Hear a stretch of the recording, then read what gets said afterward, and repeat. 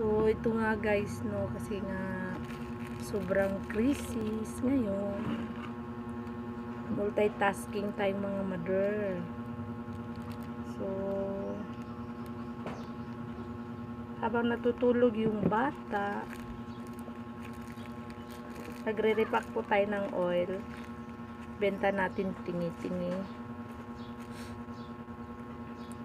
So, mabenta kasi dito sa amin yung tingi-tingi lang. 10 pesos, 5 pesos na oil. So, yun pong ginagawa natin. Income generating po, kung ano pong pwede.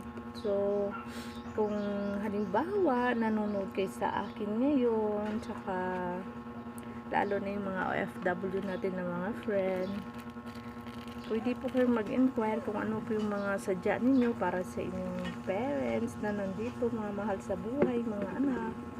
So, meron po tayong mga 1 month to pay na grocery, bigas. So, PM nyo lang po ang inyong friend.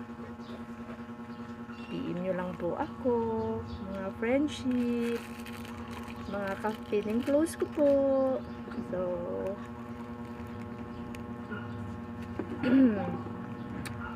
alam ko maraming nanonood at manonood pa.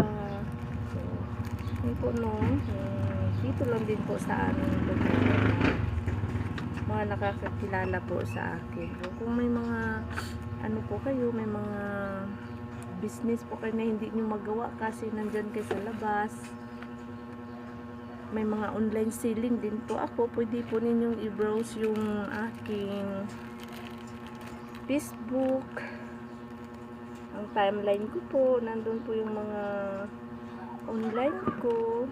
So, pwede nyo pong i-check, baka po may maibigan kayo at i-PM nyo lang din po ako. So, you know, very willing po ako at anytime po kailangan ninyo ang serbisyo ng isang online seller, isang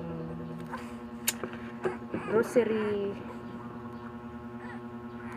tindera, anytime po. So, ngayon, kasi ang baby ko na po ang nangangailangan, bye-bye po muna ngayon, no? Thank you for watching.